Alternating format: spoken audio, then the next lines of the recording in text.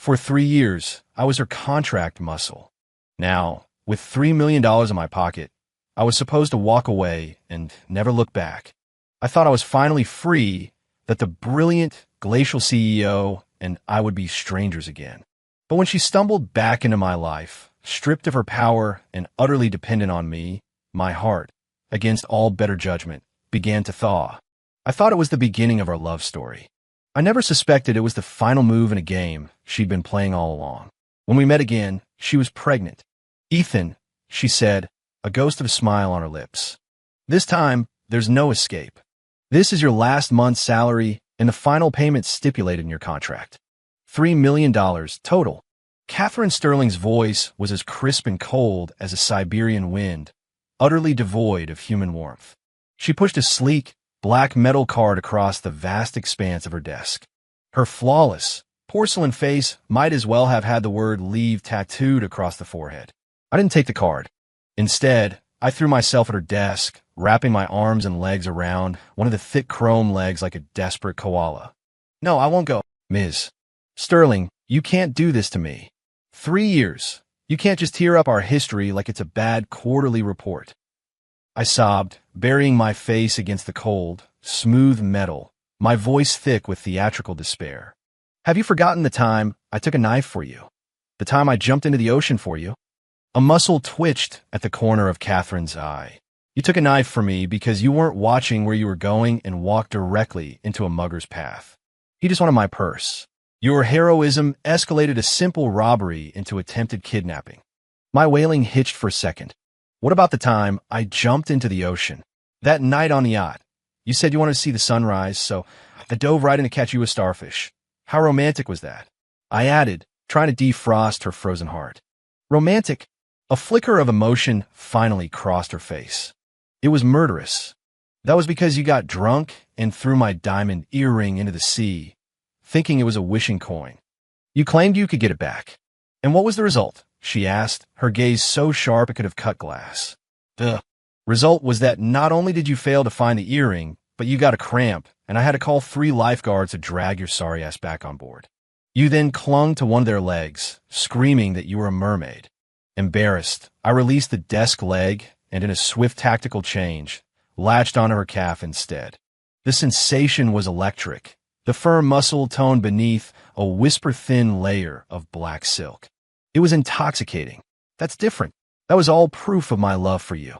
I pressed my cheek against her leg, inhaling a fragrance that was both distant and deadly. "Ms. Sterling, I can't live without you. It's like a Scorsese movie without De Niro. It just doesn't work." Catherine's body went rigid. She tried to pull her leg away, but I held on for dear life. "Let go." Her voice dropped an octave. "Never. Not unless you promise not to fire me." She took a deep breath, the stunning curve of her chest rising and falling. I could feel the muscles in her leg tense with rage. "Ethan," she said my name. "I'm going to say this one last time. Our contract is terminated. Take the money and disappear from my world." Her hand moved toward a red button on her desk, the panic button wired directly to security. My heart hammered. If I was going out, I was going out with a bang. I snapped my head up and, through the thin veil of silk, pressed a firm kiss against her calf. Time froze. Catherine Sterling turned to stone. I could literally see the icy mask on her face crack, replaced by a spreading bloom of shocked crimson. Before she could finish, my other hand shot out, snatching the $3 million card from the desk and stuffing it into my pocket. I released her leg and launched myself backward like a sprinter off the blocks. "Ms. Sterling, it's been a pleasure. Let's never do this again. Thanks for everything." With that, I yanked open the heavy office door and bolted without a backward glance. Behind me, I heard a shriek of pure, unadulterated fury, laced with a tremor I'd never heard before. "Ethan Miller!" I ran like a man possessed. I burst out of the towering Sterling Enterprises skyscraper and into the blinding afternoon sun. Freedom. I spread my arms wide, greedily inhaling the sweet, exhaust-tinged air of liberation. The solid weight of the card in my pocket was the most reassuring feeling in the world. $3 million. 3 years of playing the fool, the buffoon, the human shield. It had all paid off. Catherine Sterling, the untouchable ice queen. She thought she was just buying a bodyguard, a prop, a tool she could use to play the part of her oafish, uncivilized boyfriend to ward off the endless parade of suitable bachelors. She had no idea I was the one playing her. Okay, most of the time, she was playing me. But I got my licks in. Like just now, I could still feel the phantom sensation on my lips, a ghost of expensive perfume and warm skin. I grinned. She must be absolutely livid. The woman was a notorious germaphobe who would flinch if someone so much as brushed against her coat. And I, her vulgar bodyguard, had just branded her. She was probably dousing her leg and rubbing alcohol as we spoke. My phone buzzed. It was a text from her assistant. Mr. Miller, Ms. Sterling has instructed me to inform you that in addition to the $3 million on the card, an extra $500,000 for emotional distress has been wired to your account. Also, Ms. Sterling hopes you get hit by a bus. Regards. I laughed out loud. See? She was so furious she was literally throwing money at me. Even her rage was expensive. Whistling, I hailed a cab. Take me to the most expensive condo building in the city. The driver glanced at me in the rearview mirror like I was a lottery winner who'd lost his mind. I didn't care. The joy of being rich is often beautifully simple. I spent the rest of the day buying a top-floor duplex in cash, the kind with a private rooftop garden and a plunge pool. Standing before the floor-to-ceiling windows, looking down at the river of traffic flowing through the city, I felt like the king of the world. No more icy glares from Catherine Sterling. No more playing the clown for her weird relatives and society friends. No more being on call 24/7 to deal with level crises. That night, I lay alone in a king-sized bed big enough for 5 people. The silence was deafening. There was no sound of Catherine typing furiously on her laptop late into the night. No soft murmurs when a nightmare crept into her sleep. No soul-destroying classical music alarm blaring at 6 a.m. sharp. I rolled over, and a strange feeling crept in. The room felt empty. My chest felt hollow. It's just an illusion, I told myself. New money blues. The existential dread of the suddenly wealthy. I just needed to fill my life with stuff. The next day, I went on a rampage. A sports car, a Swiss watch, a closet full of designer clothes. I draped myself in the scent of money. I went to the most exclusive clubs, surrounded by beautiful women. But their perfume was cheap and cloying. Their smiles were fake and hungry. And my mind kept stubbornly drifting back to Catherine's angry face. When she was angry, her eyes burned like supernovas. It was the most alive I'd ever seen her. I had to be losing my mind. I was actually starting to miss that woman. I slammed back a glass of whiskey. Get a grip, Miller. You're free. You're supposed to be happy. After a week, I was bored. A life of mindless spending was even more tedious than being a bodyguard. I parked the car in the garage, locked the watch in a drawer, and changed back into plain t-shirt and jeans. I needed to do something real, something that made me feel like I was still alive. I opened a bookstore. It was in a quiet corner of the West Village, far from the Midtown hustle.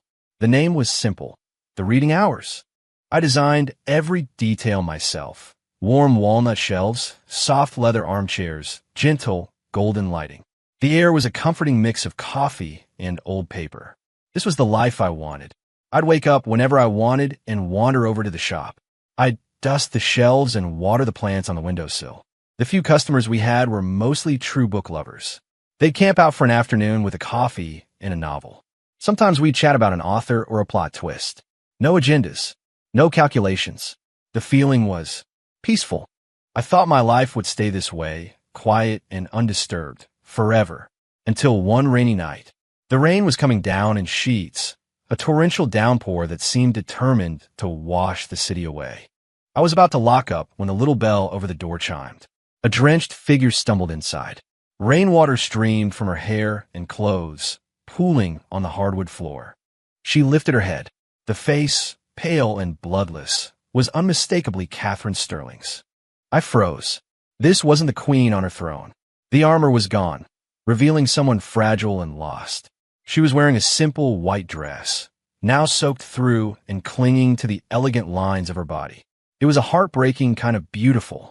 Her eyes, no longer cold and distant, were filled with a terrifying emptiness, with confusion, and with fear. She looked like a lost animal. Ethan, she began, her voice a raw, broken whisper. I have nowhere else to go.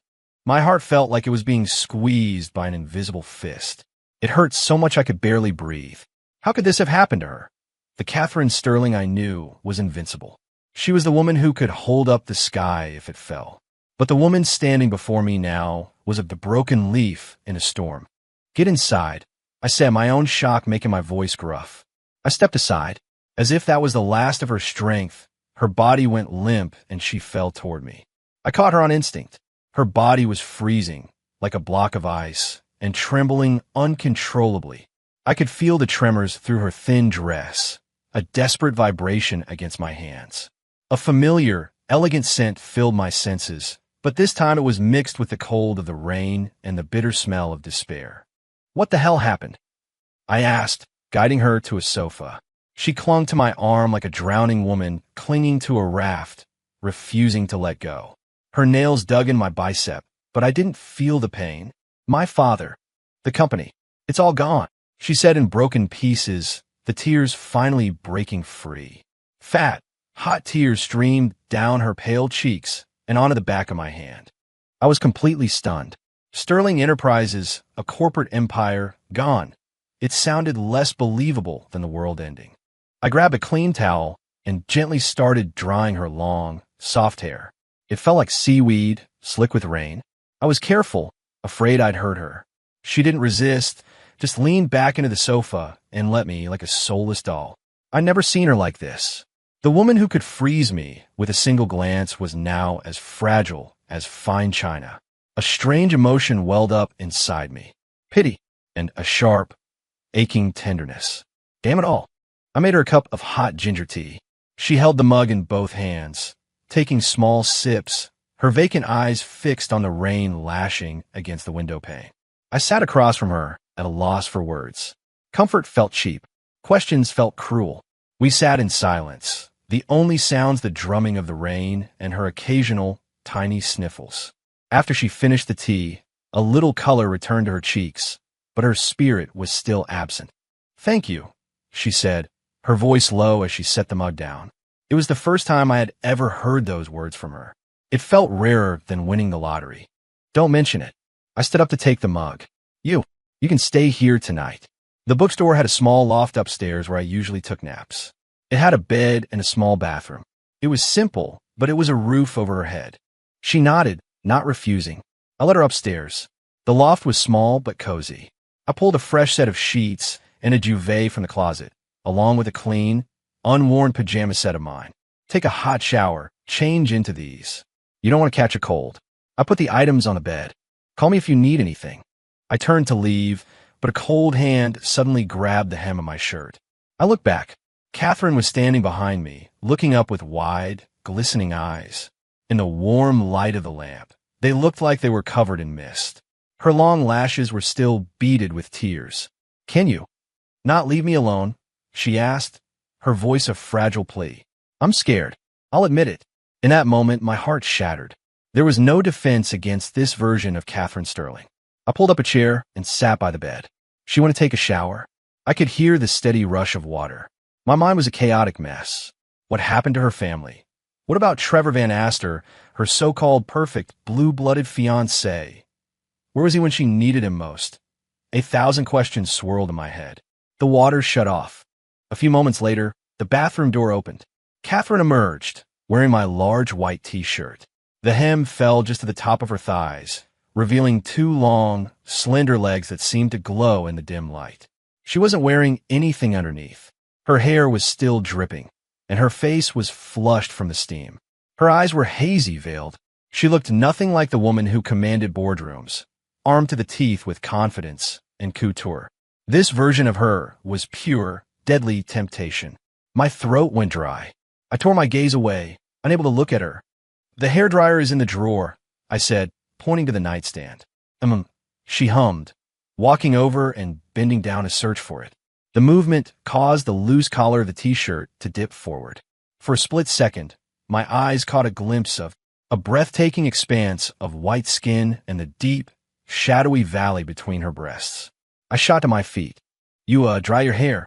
I'm going to check on things downstairs. I practically fled the room. Downstairs, I poured myself a glass of ice water and chugged it. It did nothing to extinguish the fire in my gut. I leaned against a bookshelf and let out a bitter laugh. Miller, you are pathetic. 3 years of self-control, gone in an instant. Was I really thinking about taking advantage of her like this? I was disgusted with myself. But the image of her, those legs, that skin, those eyes, was seared into my brain. I waited downstairs for a long time, until I was absolutely certain I had cooled down before I went back up. She was already in bed, curled into a tight ball, like an injured kitten. The duvet was pulled up to her chin, leaving only her small, pale face visible. She seemed to be asleep, her breathing light and even. I walked over to turn off the lamp and noticed the tear tracks still glistening on her cheeks. Even in sleep, her long lashes trembled. My heart ached again. I reached out, my fingers hovering just above her skin, wanting to wipe the tears away. I stopped myself. In the end, I just quietly turned off the light, closed the door, and retreated. That night, I slept on the sofa downstairs. I didn't sleep a wink. The next morning, I woke to the smell of something cooking. I opened my eyes and saw Catherine standing in the small kitchenette. She was still in my white t-shirt, with one of my aprons tied around her waist. Her long hair was casually pinned up, revealing the elegant, pale nape of her neck. Morning light streamed through the window, bathing her in a soft, ethereal glow. She was making fried eggs. Her movements were clumsy, almost frantic. The eggs were already burnt on one side, but she was concentrating with an intensity she usually reserved for multi-billion-dollar mergers. I watched her mesmerized. The scene felt so surreal, like something out of a dream. She heard me stir and turn around. When she saw I was awake, a bashful smile touched her lips. I was trying to make breakfast. I think I messed it up. The smile was shy and a little awkward, but it was more real and vibrant than any expression I had ever seen from her. In that instant, I felt my heart skip a beat. It's fine. I'll take over. I walked over and gently took the spatula from her hand. We were standing close. So close I could smell the familiar scent of my own shower gel on her skin, mixed with the faint, clean fragrance of her shampoo. Her cheeks flushed a delicate pink, and she instinctively took a step back. The air between us crackled with a strange new energy. I quickly made breakfast, 2 simple sandwiches and 2 glasses of warm milk. We sat across from each other, eating in silence. She ate slowly, delicately, a world away from the ruthless executive I remembered. You. We both spoke at once, then stopped. We looked at each other and smiled. You first, I said.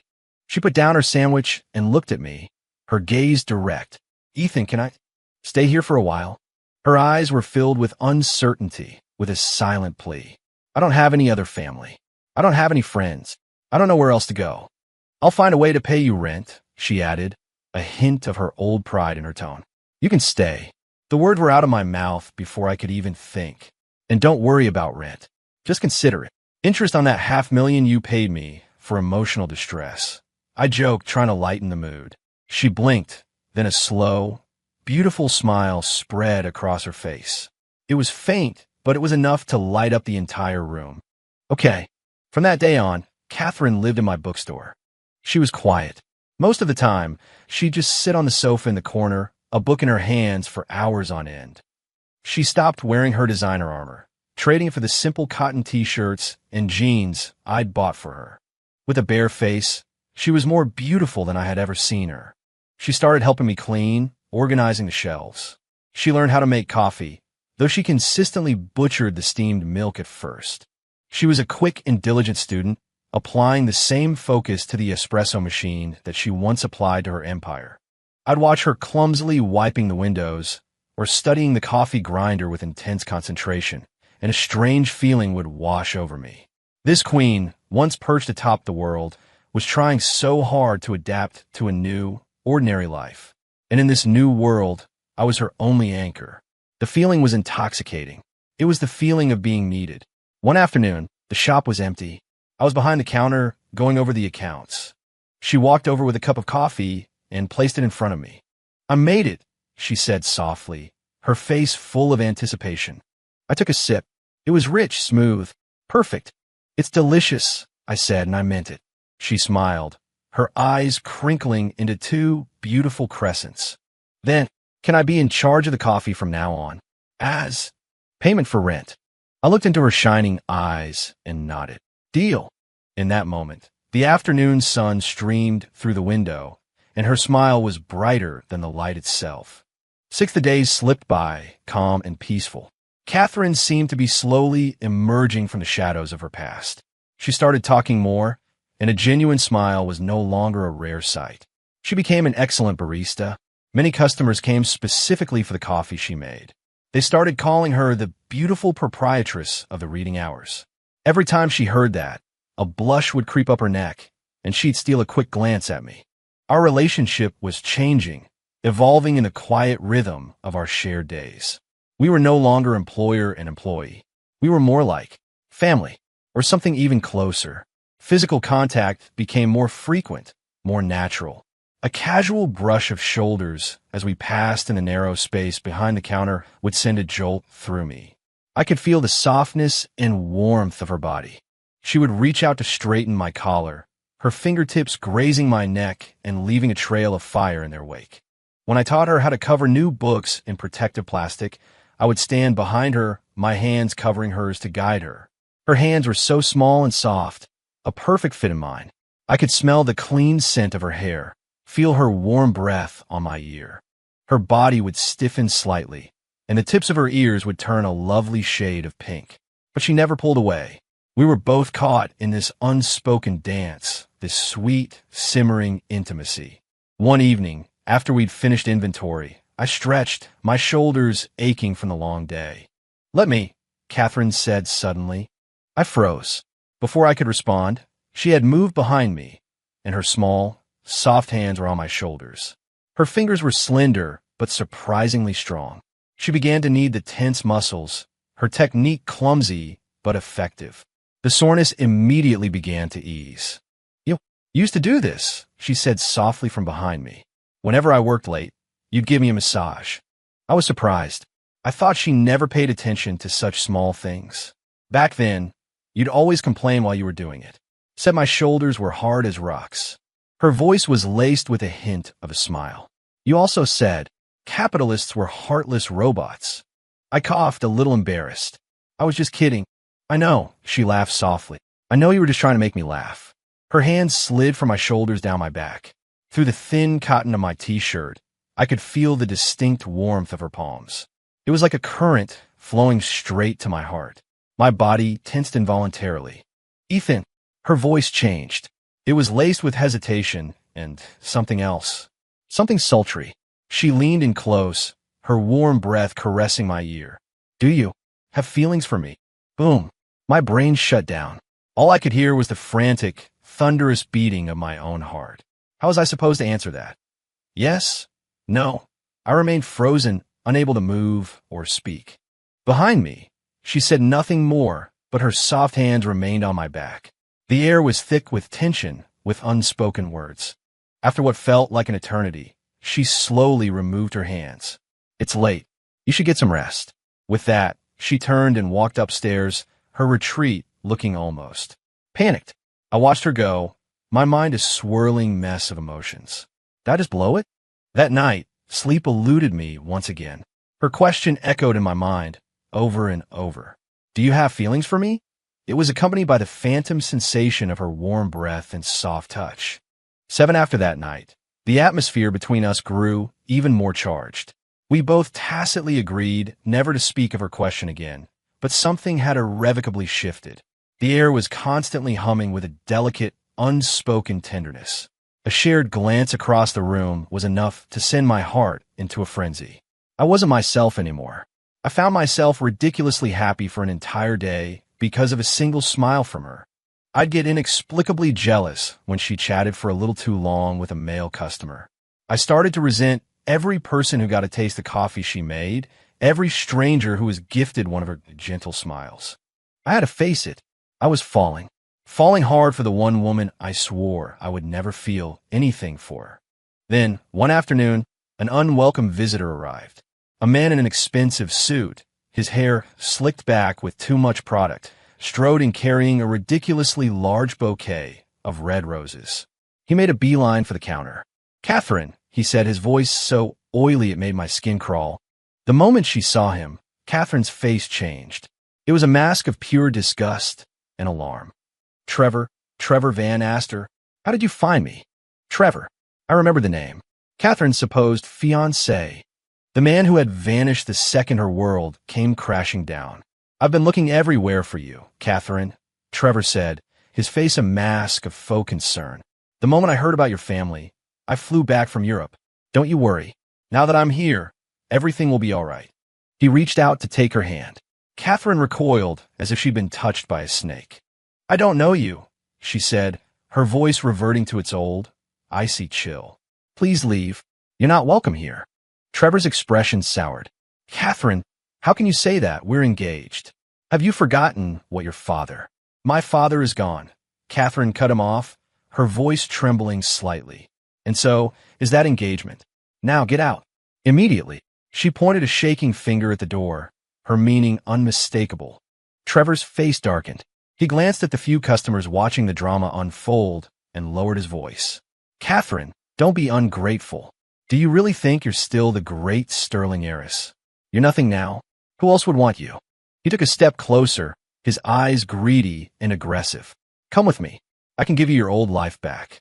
Otherwise—" He smirked, his gaze falling on me. "You plan on spending the rest of your life with this pretty boy in his pathetic little bookstore?" I've been standing by, watching with cold fury. That last line was the final straw. I stepped forward, placing myself between him and Catherine. "You heard the lady," I said, my voice dangerously calm. "She told you to get lost." Trevor looked me up and down, his eyes dripping with contempt. "And who the hell are you?" A kept man getting brave. He jabbed a finger in my chest. The next sound was a sickening, wet crack. "Art," he screamed, a high-pitched, pig-like squeal, clutching his hand. His finger was bent at an unnatural angle. I held his deformed finger, my face a blank mask. I really hate it when people point at me. I let go. He snatched his hand back as if he'd been electrocuted. You hit me," he stammered, his eyes wide with a mixture of disbelief and fear. "I'll do more than hit you," I said, a slow, cold smile spreading across my face as I advanced on him. "I'll throw you out." I grabbed the collar of his expensive suit and lifted him off the ground as if he were a sack of garbage. His struggles were useless. I dragged him to the door and, with a final heave, threw him out into the rain-soaked street. He landed in a heap, a pathetic mess of designer fabric and broken pride. The bouquet of roses scattered around him, their petals instantly crushed and muddied by the rain. I dusted off my hands and walked back inside. The remaining customers were staring at me with a newfound respect. I ignored them and went straight to Catherine. She was just staring at me, her expression a complex mix of shock, worry, and something else. A shimmering light I couldn't quite decipher. "It's over," I said, looking her directly in the eye. "I'm here. No one is ever going to hurt you again." Trevor's appearance was a stone tossed into the calm pond of our life. Even though I'd thrown him out, the incident clearly rattled Catherine. For the rest of the afternoon, she was on edge, repeatedly staring out the window, lost in thought. I knew she was worried he'd come back. That night, after we'd locked up, I found her still sitting at the counter, making no move to go upstairs. Her profile looked lonely under the dim light. I walked over and sat down beside her. "Still thinking about this afternoon?" She came back to herself, nodding, then shaking her head. "I just feel so useless," she said, her voice barely a whisper. "I used to think I was strong, that I could handle anything. Now, I can't even protect myself. I'm just dragging you into my mess." Seeing her like this, blaming herself, felt like a punch to the gut. "This isn't a mess," I said, reaching out and taking her cold hand in mine. She flinched but didn't pull away. "Catherine, listen to me." I waited until her eyes met mine. "Protecting you is something I want to do. It has nothing to do with whether you're the sterling heiress or if you have a dime to your name. I can't stand seeing you get hurt."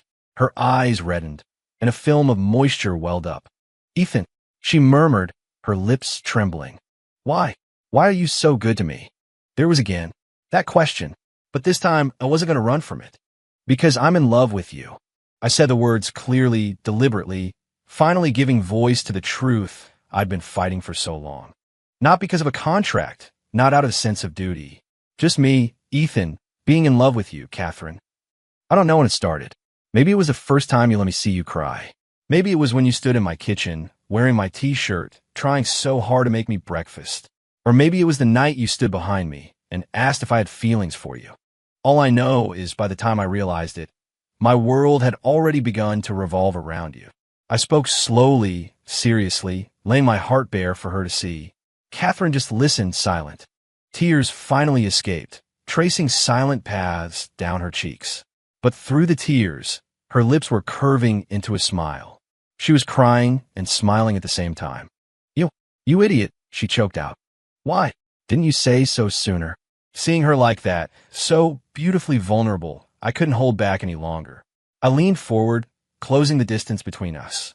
I could see the individual teardrops clinging to her long lashes, smell the faint, sweet scent of her breath. I paused, my lips just a breath away from hers. I could feel the warmth radiating from her skin. Can I kiss you? I asked, my voice hoarse. She didn't answer with words.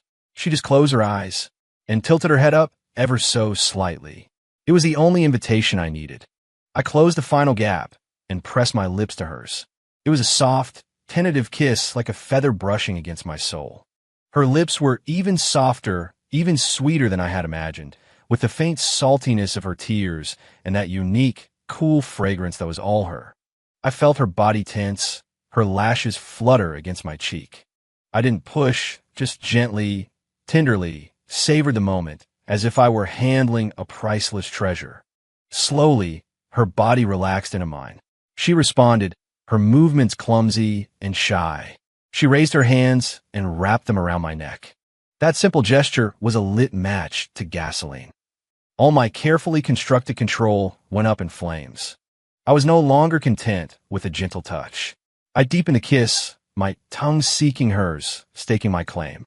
I felt her momentary panic, but she didn't push me away. Instead, she held me tighter, surrendering herself to me completely, without reservation. Our breath mingled, our hearts beat in a frantic, shared rhythm. The kiss went on for a long, long time, until we were both breathless and dizzy. When we finally broke apart, we were both flushed, gasping for air. A thin, glistening strand of saliva connected our lips, a testament to the raw intimacy of the moment.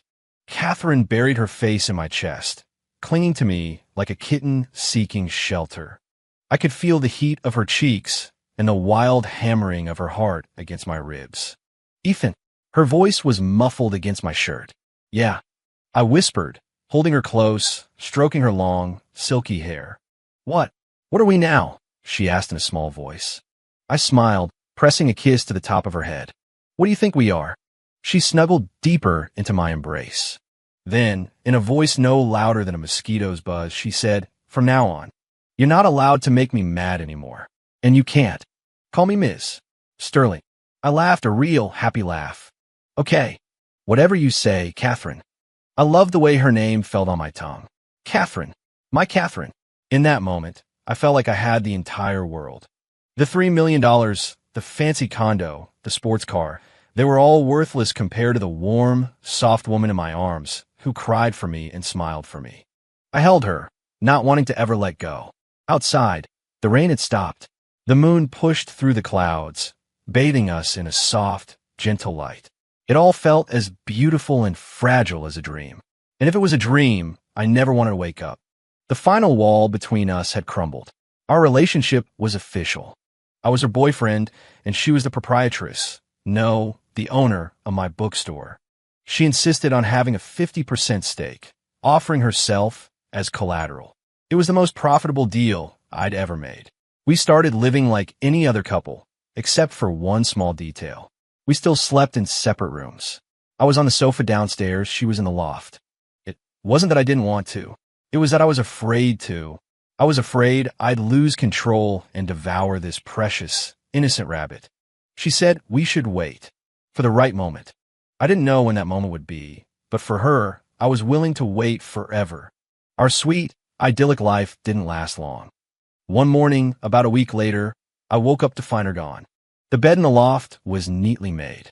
On the counter downstairs sat a sandwich she'd prepared and a glass of still warm milk. Next to it was a note. "Ethan, wait for me." It was her handwriting, elegant, with a sharp, decisive edge. A cold dread seeped into my heart. I grabbed my phone to call her, only to see her phone sitting right there, next to the note. She'd left it behind. Where did she go? Why would she leave without a word? I was a nervous wreck all day, unable to focus on the store. I read her note over and over. "Wait for me." The 4 words were a cryptic puzzle. That afternoon, a breaking news banner flashed across the bottom of the financial news channel playing on the shop's small TV. Sterling Enterprises holds emergency board meeting.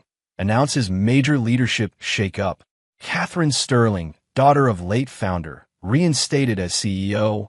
Sources report Sterling has returned with significant overseas capital and has successfully executed a hostile takeover of primary competitor, Van Astor International. On the screen, Catherine stood at a podium, bathed in a flash of cameras. She was wearing a sharp, black power suit. The icy, untouchable queen was back. Her gaze was sharp, her expression impassive. The shy, blushing girl who had hidden in my arms felt like a fever dream. Standing beside her were several powerful-looking people I didn't recognize, and being dragged away by security, his face pale and contorted in a mad rage, was her ex-fiancé, Trevor Van Astor. "Catherine, you vicious bitch, you'll burn for this," he screamed before being hauled out of the room. I stared at the screen, my mind a complete blank. So that was the truth. The bankruptcy, the desperation, losing everything. It was all a lie. An act. Was she just using me? Using my bookstore as a hideout while she plotted her comeback? Using my pity to get her through a rough patch?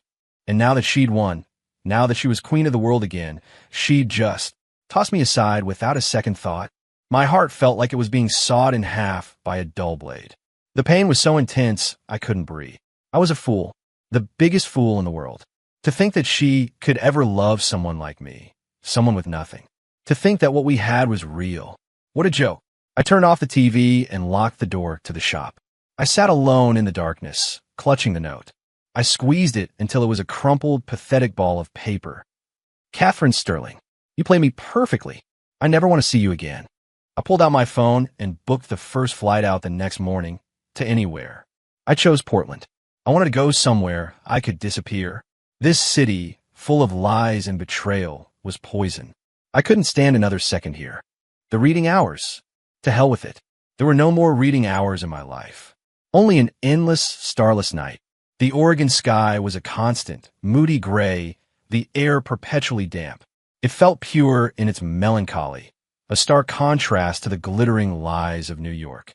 I rented a small cabin on the coast and watched the relentless waves crash against the rocks. I thought the raw power of the ocean could wash her from my memory. It didn't work. She was a ghost that haunted my every waking moment. During the day, I saw her in the swirling fog. At night, I saw her face when I closed my eyes. The more I tried to forget, the clearer the images became. Catherine, my t-shirt, burning eggs. Catherine in my arms, her heart racing as she asked what we were. Catherine, her eyes closed, tilting her head up for my kiss. Scene after scene played on a loop in my head, a movie of love and hate that was driving me insane. I left Oregon and just drove, from a misty coastline to the stark deserts of Arizona, from the mountains of Colorado to the plains of the Midwest. I saw a lot of America.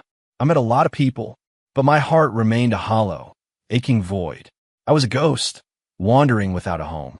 After 6 months, I found myself back in New York. I don't know why I came back. Maybe I just needed to finally close this chapter of my life. I went back to the bookstore. The reading hours was still there. The little bell over the door tinkled in the breeze. Nothing had changed. I pushed open the door. A familiar figure was sitting behind the counter. It was Catherine. She was thinner and looked exhausted. But her belly was gently, unmistakably swollen. She was wearing a loose maternity dress, her head bowed as she focused on a book. At the sound of the bell, she looked up. The moment her eyes met mine, her whole body jolted. The book fell from her hands and hit the floor with a soft thud. Her eyes instantly flooded with tears. "You're back," she whispered, her voice raw and trembling. I didn't say a word. I just stared at her swollen stomach. My heart felt like it was being pierced by 1,000 tiny needles. "Whose is it?" I heard myself ask, my voice as cold and hard as iron. She didn't answer my question. She just stood up and walked toward me, one slow step at a time. Her eyes were red, tears streaming down her face. "Ethan, please let me explain. It's not what you think." "Explain." I let out a harsh, bitter laugh. "What's left to explain is, Sterling, that was quite a game of chess you played. Must have been very satisfying, watching the pawn fall for the queen. And now you're pregnant. Is it Trevor's? Congratulations. 2 birds, 1 stone." My words were knives, and I hurled them at her with all my might. I saw them land, saw her face drain of all color. Her body swayed. "No, it's not Trevor's," she sobbed, shaking her head frantically. "The baby is yours. Ethan, this is our baby." My brain buzzed, then shut down completely. "Ours, Howie. We never." My mind flashed back to our last night together. The night of the kiss, the confession. The night that was so full of hope and raw emotion. I'd had some whiskey that night. The details afterwards were hazy. I remembered waking up the next morning on the sofa, feeling sore and exhausted. I'd chalked it up to a vivid, whiskey-fueled dream. Could it be? "You remember, don't you?" she asked, her eyes a mix of pain and desperate love. "That night, you were drunk. You held me and wouldn't let go. You kept saying my name over and over. You were all over me. I didn't stop you. I couldn't. Because I love you, Ethan. I'm so in love with you. I thought it was a new beginning for us. But I was wrong." Her tears flowed harder now. Trevor wasn't my fiancé. He was my enemy. He engineered the hostile takeover that ruined my father and drove him to his death. I had to pretend to be broken, to be weak. Approaching you. At first, it was a cover, a way to hide while I gather my allies. But then I fell in love with you. For real. I had to go back. I had to take back what was mine and get justice for my father. I couldn't tell you. I couldn't drag you into it. Trevor is a monster. He would have hurt you. So I had to leave without saying goodbye. I was afraid if I saw you, I'd never be able to leave. As soon as it was over, I came back for you. But you were gone. "Ethan, I've been looking for you for 6 months. I looked everywhere." She was sobbing so hard she could barely stand. I remained rooted to the spot, a stone statue. The information was too much. Enemy, revenge, our child. It was all some kind of insane melodramatic movie. And I was the clueless, heartbroken idiot of a leading man. In the end, I didn't leave. I stayed. Not because I completely believed her story, but because I couldn't turn my back on a pregnant woman. A woman who might be carrying my child. Our life resumed. But it was a broken reflection of what had been. An invisible wall stood between us now.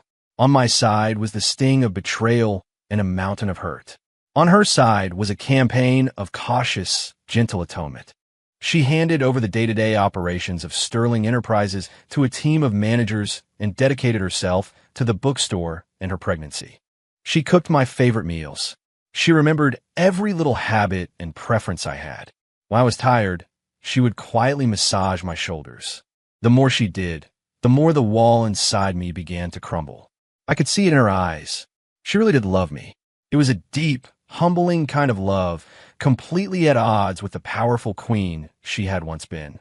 Sometimes I wondered if she had just told me the truth from the start, would things have been different? But life doesn't have do-overs. The baby grew. Her belly swelled, a constant, living reminder of what connected us. I started going with her to the prenatal appointments. The day I saw the tiny, flickering shape on the ultrasound monitor and heard the strong, steady thrum of a tiny heart, my own heart melted completely. The wall shattered into a million pieces. I couldn't lie to myself anymore. I loved her. I had loved her all along.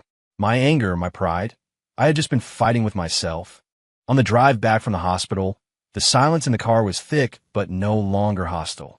As we neared the bookstore, I broke it. "Catherine," she started, turning to look at me. Let's start over," I said. Her eyes lit up, shining like stars igniting in the night sky.